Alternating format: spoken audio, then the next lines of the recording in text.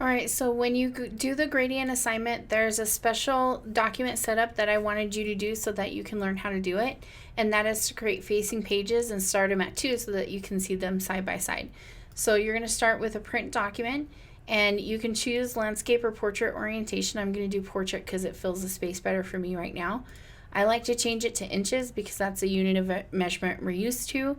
And then we want to make sure it's 2 pages, and facing pages means that you can see left and right, except for we have to start it at number 2, because if you remember from books, the first page is always on the right side of the book, and so they're not going to sit side by side. So that's why we're going to do 2.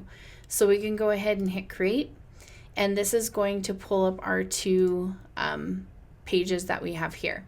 So I'm going to make sure I open up the gradient panel, and I don't need some of these other panels, so I'll go ahead and get rid of those.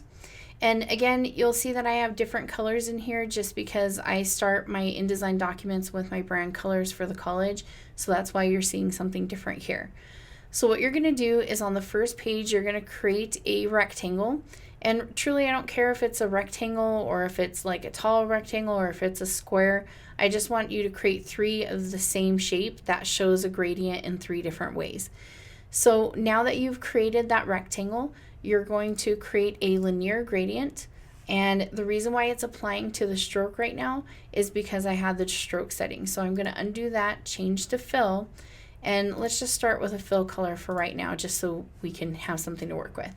So I want to be able to create a linear gradient here, and it's going to start from white to black because we have our white to black color stops. So if I double click this white color stop, this is where I can come and add color stops on here. So unfortunately, I have only these colors to work with, which aren't going to blend well. And notice that I can't take this color stop. Oh, yes, I can. Okay. So that gives me my 3 color stops to create a linear gradient. And if you wanted different colors in here, because I don't really like these colors, you can come up here to the create new color swatches or create a new gradient swatch, but I'm just going to do a new color swatch for right now. And this is spot color, so I'm actually going to go to change this to CMYK. And I kind of want a sunset color, so I'm going to add that. And then it's going to replace the gradient, but that's fine because I just wanted to show you how to do this. And then I'm going to click done because it brings up the CCC libraries, which drives me crazy. So I can do a new color swatch here, and let's say I want to do like a sunset, so I'm going to do a little bit of pink. Maybe I want it to be like that.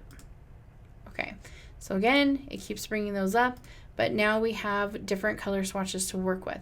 So again, I can apply this linear gradient, and let's say this time I want to have, a hotter color in here, and I'm going to take that blue one off. So you're just arranging these, you're changing, the fade from one color to another, and I kind of like that sunset color that's going on right now. So what you also have to do is you have to save this gradient to be able to apply it multiple times. So I'm going to come up to this swatches, and this is where you're going to choose new gradient swatch. And for this new gradient swatch, I want you to name it something with your name. Jessica's Sunset, you can keep it basic, but if you put your name, then I know that you created it. So we're going to go ahead and click OK. And now when I create 3 new rectangles, let's go ahead and just add those rectangles. And then I just do option drag to copy. And option is, I think, Alt on a PC. And so if you hold Alt and drag, it'll copy the same shape. So now with these selected, I can apply that gradient again. So I'm going to put that gradient on all 3 of them. But now I'm going to use the gradient tool to come in here and change the direction. And maybe I want this one to come this way and be really far out. Oops, and that's because it was still selected there.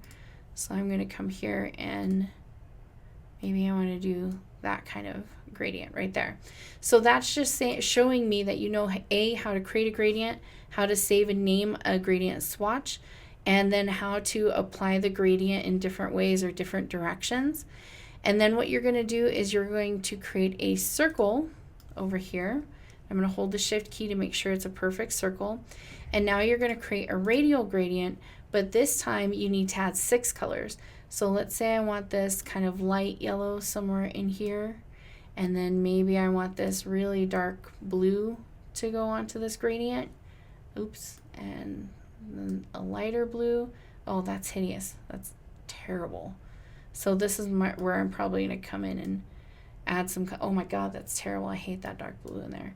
So anyway, you're going to create your own. It has to have 6. And again, you can adjust where those gradient stops are happening.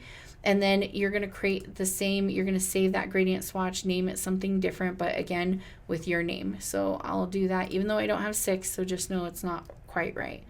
Jessica's gross radial, because I hate those colors. They're not working together. So anyway, the one thing I did want to show you that the book doesn't show you is that if you type text, I'm going to go ahead and just type my name, and I'm going to choose one of my favorite fonts, Boston Skyline.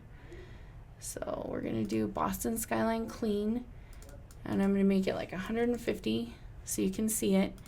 But when you have that text selected, you can still apply the gradient, except for not as a background. You should be clicking the text color and then apply the gradient.